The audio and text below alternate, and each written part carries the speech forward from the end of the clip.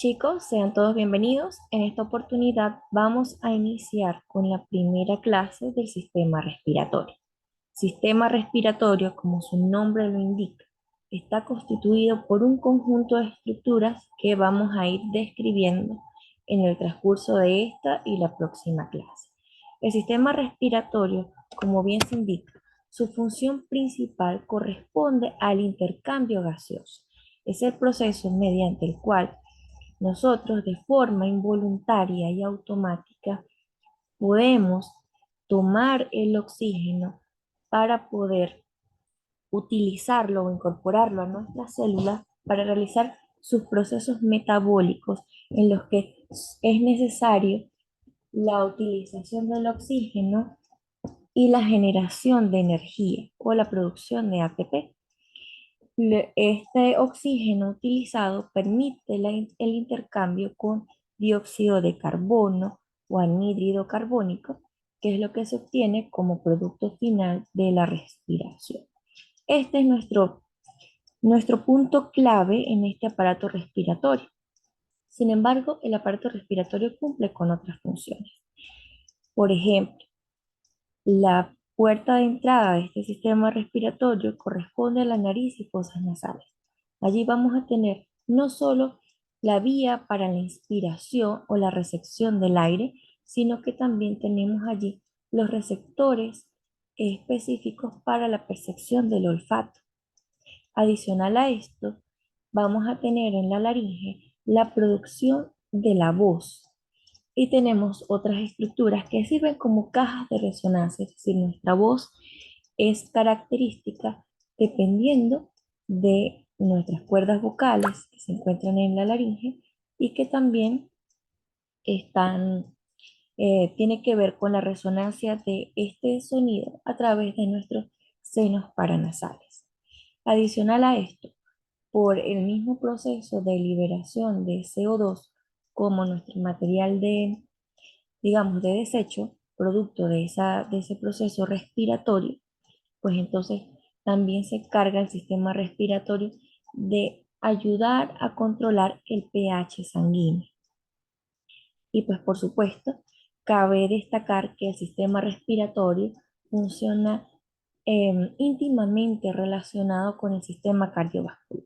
Porque si bien en el sistema respiratorio, desde el punto de vista fisiológico, se produce el intercambio gaseoso, que es la recepción de oxígeno, para eliminar el desecho, que sería el dióxido de carbono, pues resulta que esta sangre que está oxigenada va a través de nuestras arterias a llevar ese oxígeno hacia los tejidos y lo que se recoge, que es el CO2, transcurre por nuestras venas. Entonces, son dos sistemas que están íntimamente relacionados y que por supuesto, pues son absolutamente vitales. Entonces, como es un aparato o es un sistema, está formado por distintas estructuras. Entonces vamos a ir desde superior hasta lo más profundo y diríamos entonces que está constituido a grosso modo por la cavidad nasal, por la faringe, la laringe, la tráquea, los bronquios, bronquiolos y por supuesto los pulmones. Así estaría distribuido el sistema respiratorio a grandes rasgos.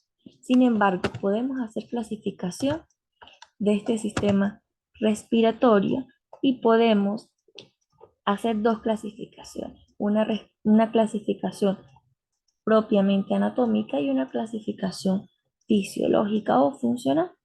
Cuando hablamos de nuestra clasificación anatómica, vamos a clasificarlo en vías respiratorias altas, que irán entonces desde la nariz hasta la tráquea, y vías respiratorias bajas, que corresponderían a las estructuras que están desde la tráquea en adelante.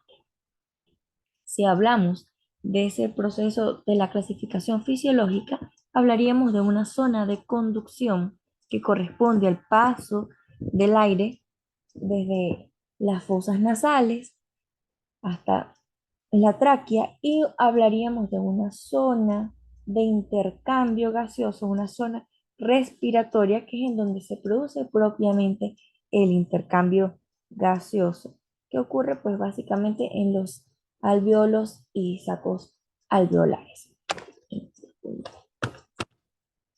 Entonces, anatómicamente vamos a clasificar las vías respiratorias superiores.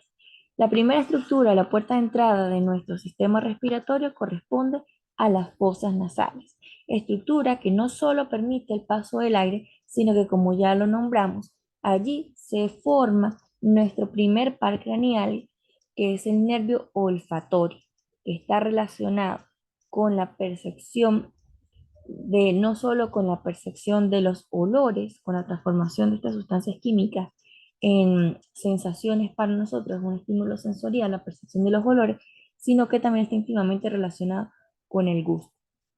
Cuando tenemos algún proceso respiratorio o alguna infección viral, por ejemplo, cuando estamos padeciendo de gripe, en la mayoría de las personas experimentan ese cambio en la percepción del sabor, ¿sí? Entonces, la percepción del sabor y del gusto están íntimamente relacionadas.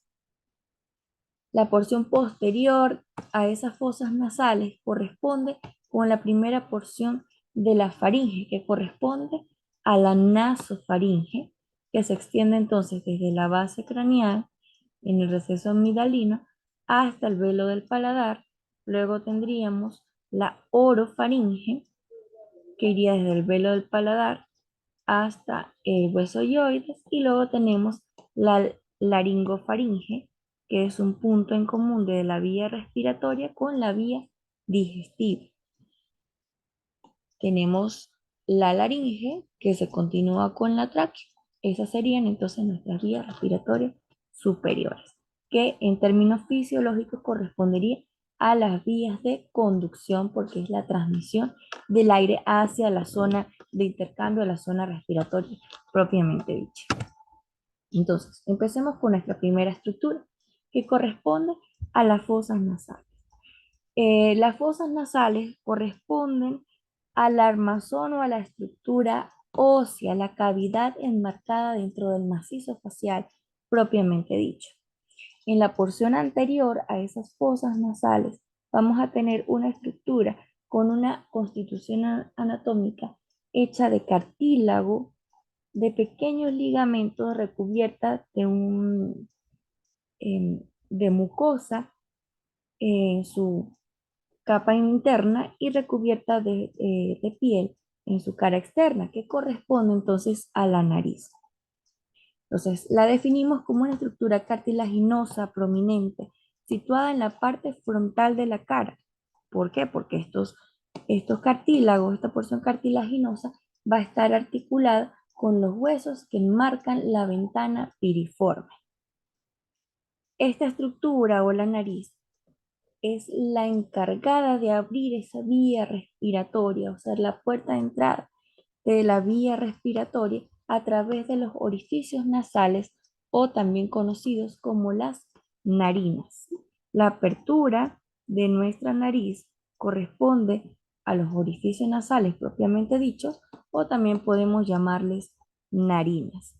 Entonces es una estructura de armazón cartilaginosa que tiene una forma de pirámide, podemos decir eso, que tiene una forma de pirámide con su base orientada hacia los huesos que conforman la ventana piriforme. Ahora, ¿cuál es esta armazón cartilaginosa? Vamos a tener, en esta armazón, vamos a tener el cartílago del tabique nasal o el cartílago septal, que correspondería a la porción cartilaginosa del tabique nasal que separa las fosas nasales. Vamos a tener un cartílago lateral de la nariz y cartílagos alares menores y cartílago alar mayor. Ese cartílago alar mayor es el responsable de darle forma a la narina, ¿sí? Entonces va a estar constituido por un pilar lateral o externo y un pilar interno o medial. Y es el responsable de constituir básicamente el diseño de esa punta nasal. En otra vista, podemos observar acá, esto sería el cartílago alar mayor. Esto corresponderá a su pilar o a su rama interna y esta será su rama externa o pilar externo. Como lo ven, delimitan ambos la punta nasal. Hacia la base de la nariz encontramos acá el tabique nasal articulado con la espina nasal anterior. El resto de la estructura que conforma la nariz es tejido blando, es tejido fibroadiposo. Solo es un tejido adiposo muy similar al que constituye el lóbulo de la oreja. Entonces, esta estructura o digamos la nariz propiamente dicha es una estructura piramidal sobre la cual se insertan músculos mímicos o músculos de la expresión facial. Está ricamente vascularizada gracias a ramas provenientes de la arteria facial. De allí que estos procedimientos de rinoplastias, que no es más que la modificación de estos cartílagos nasales, para modificar el aspecto, por lo general tiene carácter estético, este tipo de procedimientos, bien sean quirúrgicos o no quirúrgicos. Cuando hablamos de un procedimiento no quirúrgico, pueden introducir materiales de relleno para mejorar el aspecto de las fosas nasales, pero hay que tener mucho cuidado con su vascularización, porque recuerden que la rama terminal de la arteria facial, que es esta que vemos acá, va a terminar en el ángulo interno del ojo como la arteria angular. Y esa arteria angular se anastomosa con la arteria oftálmica. Una de las complicaciones de estos procesos de rinoplastia a través del uso de rellenos faciales corresponde a la ceguera, ¿sí? Porque alguno de estos productos puede llevarse a través del torrente sanguíneo mediante estos vasos y taponar las venas, las venas y las arterias en general que llevan irrigación hacia el globo ocular. Entonces hay que tomar muy en cuenta y tener mucho cuidado cuando estudiamos estas estructuras o si, bueno, vamos a hacer alguna especialización en armonización orofacial, porque pues sí podemos tener complicaciones bastante serias. Ahora, la función de la nariz corresponde, si bien es la puerta de entrada de las fosas nasales, permite la humidificación del aire. La mucosa también tiene la presencia de algunas vellosidades que evitarán el paso de microorganismos o de cualquier elemento que pueda ser dañino al momento de inspirar el aire. Posterior a esa nariz vamos a tener las fosas nasales propiamente dichas, enmarcadas dentro del macizo facial, y a ella vamos a describirle entonces 4 paredes. Tendré una pared superior, una pared inferior, una pared interna constituida por el tabique nasal y una pared externa o lateral. Y por supuesto que tenemos 2 aberturas. La abertura anterior, que es esta que estamos observando en la imagen, que corresponde a la ventana piriforme. Decíamos cuando estudiábamos exocráneo que la ventana piriforme se llamaba piriforme porque parecía una perita. Podíamos dibujar acá una pera. Y está constituida por los huesos nasales o propios de la nariz, la apófisis ascendente, el hueso maxilar y la unión de ambos huesos maxilares que constituirían la espina nasal anterior. A esta estructura o este borde anterior de estos huesos estaría uniéndose la estructura o la armazón cartilaginosa que corresponde a la nariz, mientras que la ventana o la apertura posterior corresponde a la coana. La coana viene a ser la comunicación de las fosas nasales, acá, viene a ser la comunicación de esas fosas nasales con la nasofaringe. Lo vemos acá, acá está la ventana piriforme, borde anterior en donde se insertará entonces la nariz, como lo vemos acá en este corte sagital, podemos ver que la nariz corresponde a una estructura cartilaginosa, una armazón cartilaginosa que tiene forma de pirámide enmarcada pues en nuestra cara. y hacia atrás tendremos entonces las coanas, que son el punto de comunicación de la fosa nasal con la nasofaringe. Acá lo vemos, acá tengo la ventana piriforme, acá tengo la coana y vamos a describir entonces cada una de las paredes de estas fosas nasales. Teníamos una pared externa o lateral. En esta pared externa o lateral vamos a ver algunos detalles anatómicos. En sí, las fosas nasales están formadas en esta pared lateral, por las masas laterales del etmoides. Esto que estamos viendo en moradito corresponderá a las masas laterales del etmoides, en cuyos detalles podemos observar el cornete superior, el cornete medio y por supuesto el espacio entre los cornetes corresponderá a meatos. Este será el meato superior y acá tengo el meato medio.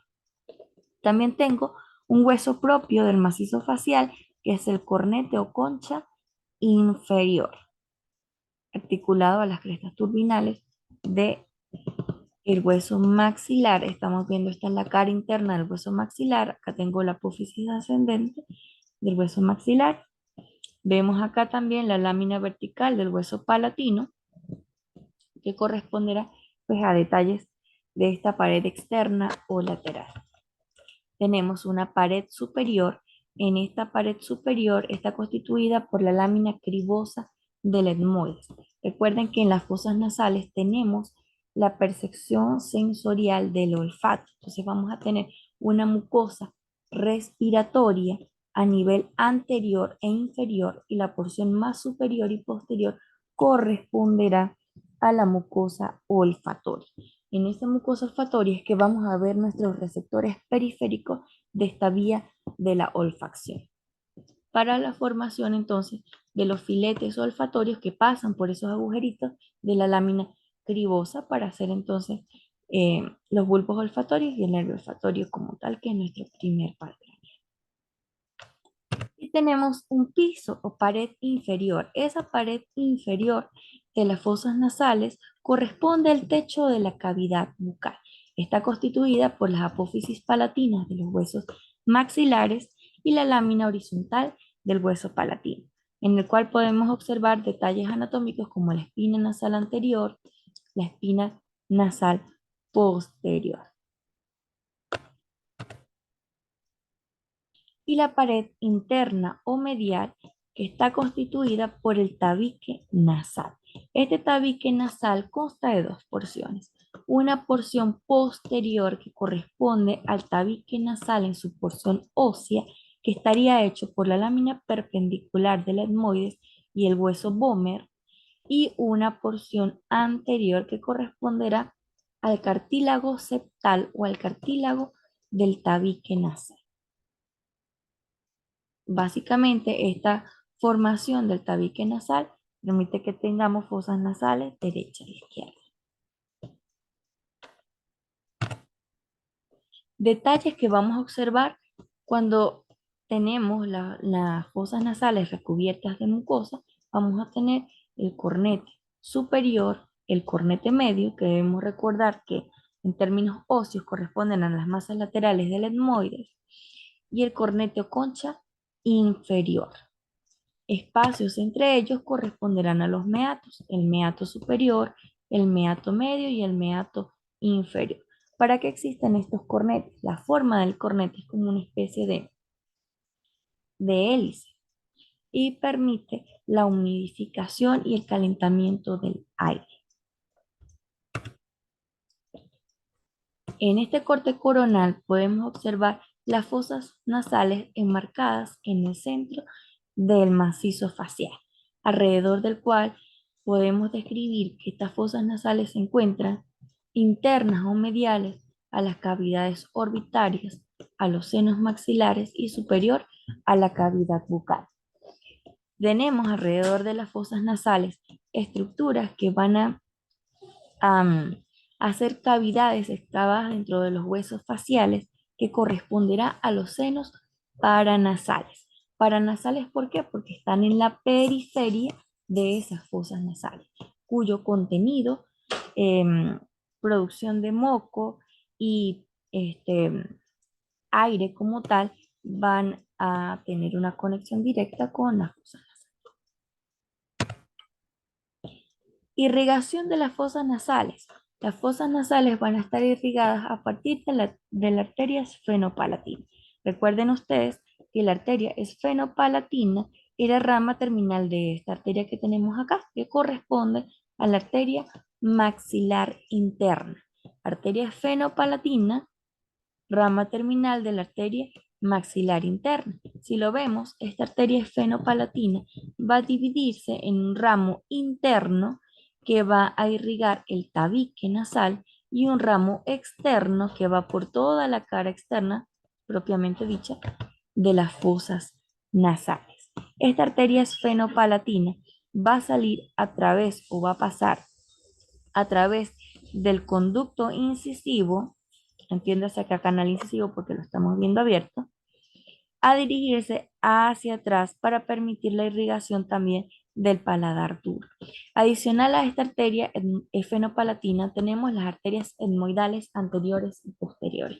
Las arterias etmoidales anteriores y posteriores son ramas de la arteria oftálmica. Y adicional a esto tenemos la arteria facial. La arteria facial va a influir en un plano más superficial porque es la que va a darle irrigación al ala nasal. En términos de inervación, acá estamos observando el ganglio pterigopalatino.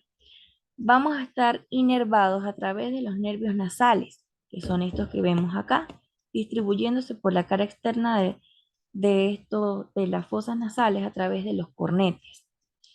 Estos corresponderán a los nervios nasales como eferencias del ganglio pterigopalatino. Adicional a esto, vamos a tener los nervios etmoidales, anterior y posterior, ramas del nervio nasociliar o del nervio nasal proveniente del nervio oftálmico. Este que observamos acá corresponde al nervio etmoidal anterior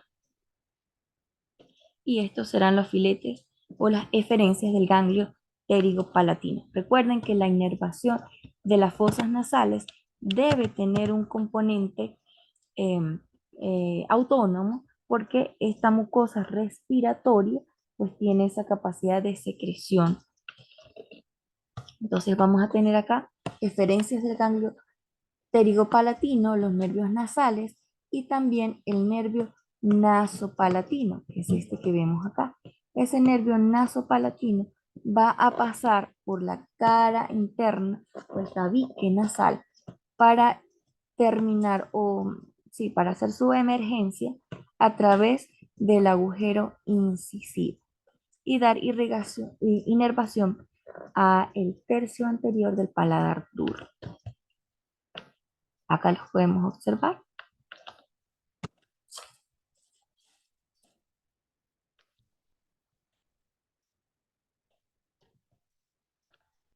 La inervación sensorial, en este caso, que corresponderá entonces a la percepción del olfato, que aquellos estímulos químicos se traduzcan en nosotros en esas sensaciones de olores, corresponderá entonces al primer par craneal.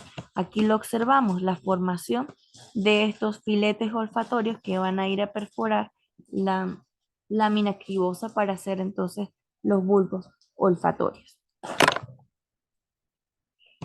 Inervación simpática provendrá entonces del ganglio cervical superior o fusiforme y la información parasimpática, pues ya ustedes la tienen clara, que esa información simpática proviene del ganglio pterigopalatino. Entonces observamos acá, esta correspondería a la información de carácter sensorial, que sería la formación, esta sería la mucosa olfatoria, la formación de esos filetes olfatorios, formación del bulbo olfatorio y del primer par craneal. Acá tengo los nervios, acá en este caso sería el nervio etmoidal anterior, rama del nervio nasal, rama del nervio oftálmico, y acá tengo el nervio nasopalatino, eferencia del ganglio pterigopalatino, Lo ven como este nervio pasa a través del tabique nasal para inervar, pasa por el conducto incisivo o palatino anterior para inervar el tercio anterior del paladar duro. En el caso de la cara externa de las fosas nasales, seguimos viendo entonces acá los nervios etmoidales anterior y posterior. Vemos acá los nervios nasales que corresponden a las diferencias del ganglio pterigopalatino y por supuesto la formación del nervio oftálmico. Hablemos ahora de los senos paranasales. Los senos paranasales, como su nombre lo indica, están alrededor de las fosas nasales y corresponden a cavidades huecas, excavaciones óseas que están en cada uno de los huesos faciales. Entonces vamos a observar. Tenemos un grupo de 4 senos paranasales que corresponderán al seno esfenoidal, que no es más que la excavación del cuerpo del esfenoides. Tenemos el seno etmoidal o las celdillas etmoidales, anteriores, medias y posteriores.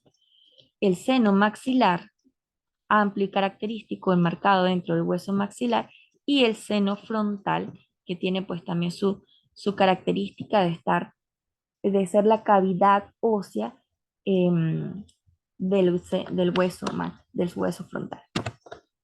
Entonces, dentro de estas generalidades de los senos paranasales, vamos a describir algunas funciones. ¿Para qué existen estas cavidades dentro de nuestro macizo facial? Pues resulta que ellas permiten aligerar el peso de los huesos de la cara. También sirve como caja de resonancia. Sirve como caja de resonancia porque si bien nuestra voz se produce por la tensión de las cuerdas vocales presentes en la laringe, esa es la emisión de sonido, pero em, como dentro de estos senos paranasales también va a fluir el aire, pues vamos a tener allí una caja de resonancia.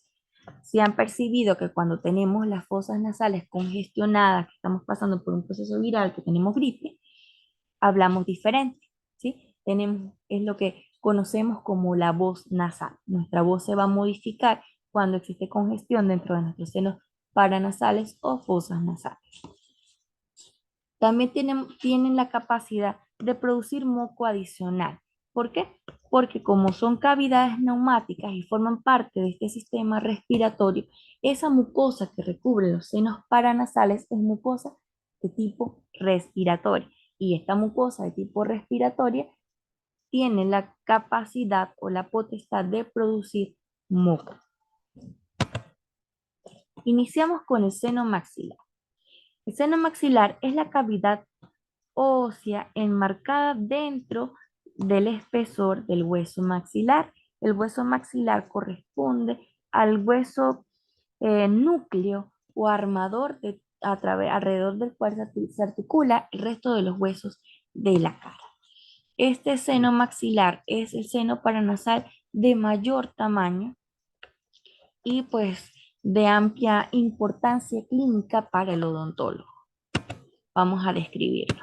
¿Qué forma tiene? Vamos a decir que este seno maxilar corresponde a una pirámide. Esa pirámide va a tener una base dirigida hacia la cara externa de las fosas nasales y un vértice dirigido hacia afuera o hacia el lateral. Entonces estará indicado hacia el arco cigomático.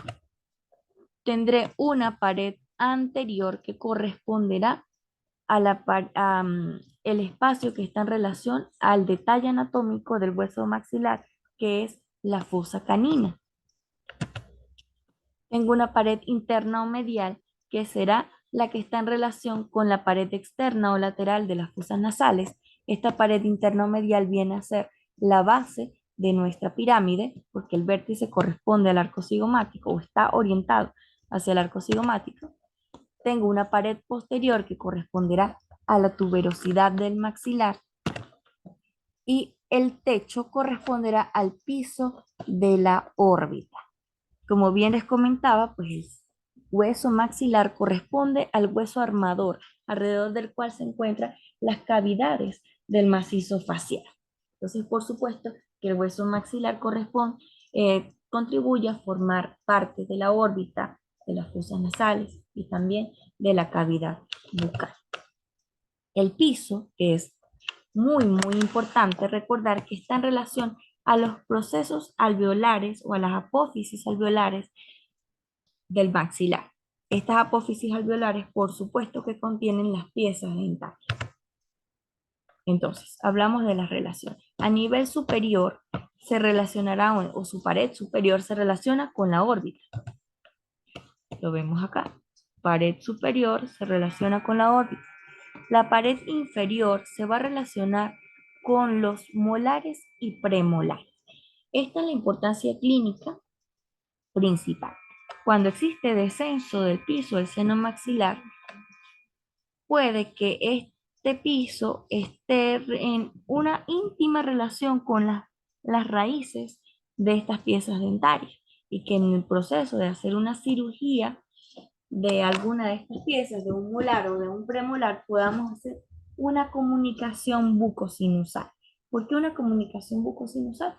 Porque el seno maxilar, como todos los senos paranasales, va a tener comunicación directa con las fosas nasales.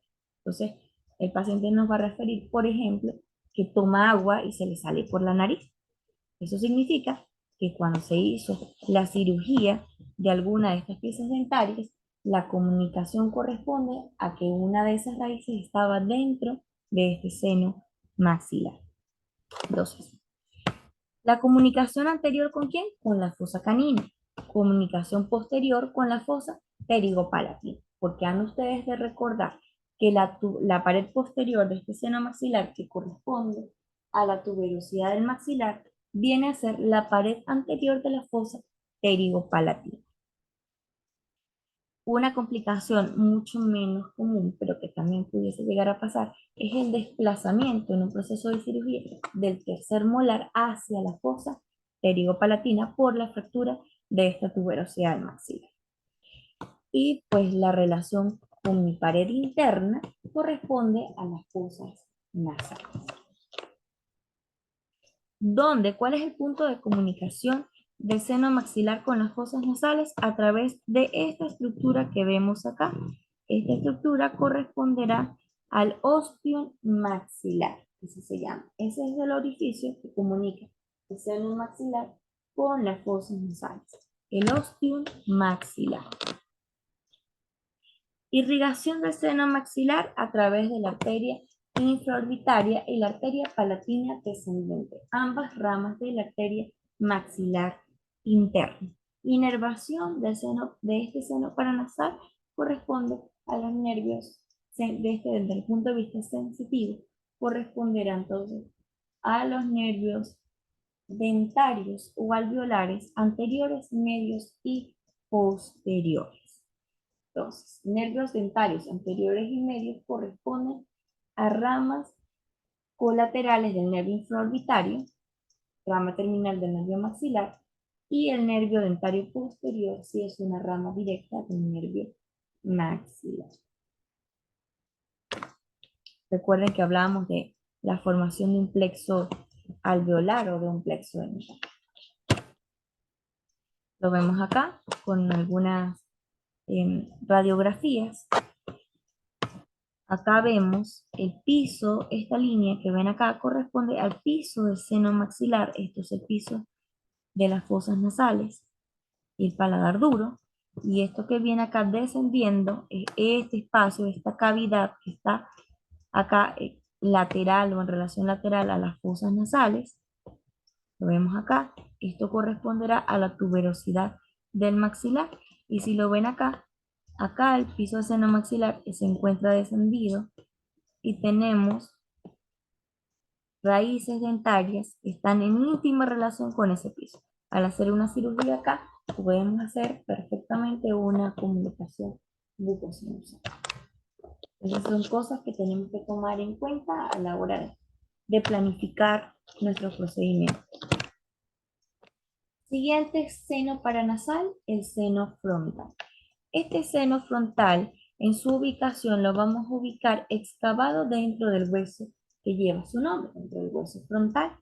Tiene forma de triángulo y corresponde a dos cavidades que se encuentran separadas por el septum frontal, como una especie de tabique. ¿Cuáles son sus relaciones? A nivel anterior o su pared anterior corresponde a la frente, va a estar en relación con la región frontal porque está justo por detrás de los arcos superciliares. Su relación posterior corresponde a las meninges que recubren la fosa craneal anterior y por supuesto que una de las estructuras principales que ocupa esta fosa craneal anterior corresponde al lóbulo frontal del cerebro, que involucra el área prefrontal, que es en donde se encuentra pues, nuestra capacidad de pensamiento. Y a nivel inferior va a estar relacionado el vértice de ese triángulo, va a estar en relación con la órbita, y a nivel interno medial, ambos senos frontales se encuentran separados por el septum o el tabique medio o el septum frontal. Vamos a verlo acá en una disección anatómica, bueno, corte sagital. Vemos esta estructura corresponde al hueso frontal y acá vemos cómo ambas láminas del hueso frontal se abren para delimitar lo que correspondería al espacio del seno frontal. Entonces tenemos relación hacia abajo, su vértice con la órbita. La relación posterior es con la meninge que recubre esa fosa craneal anterior y por supuesto con el lóbulo frontal. Y a nivel anterior estamos justo por detrás de los arcos superciliares.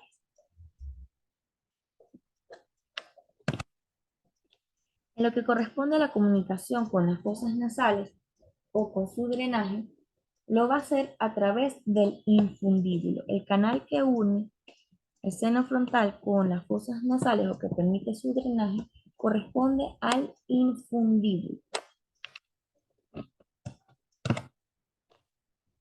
En lo que corresponde a la inervación y a la irrigación de este seno paranasal, corresponderá su irrigación a la arteria supraorbitaria y su inervación al nervio supraorbitario y al nervio supratroclear, ramas terminales del nervio frontal. Otra estructura es el seno esfenoidal. El seno esfenoidal, como su nombre lo indica, está excavado dentro del cuerpo del hueso esfenoides. El hueso esfenoides corresponde al hueso armador de la base craneal y sobre él pues se ubican algunos detalles, como por ejemplo la silla turca. Entonces vamos a tener varias relaciones acá. Tenemos un techo o una pared superior de ese seno esfenoidal que corresponderá entonces al detalle anatómico que es la silla turca. Por tanto, esa pared superior se va a relacionar con la glándula hipófisis y hacia anterior con el quiasma óptico.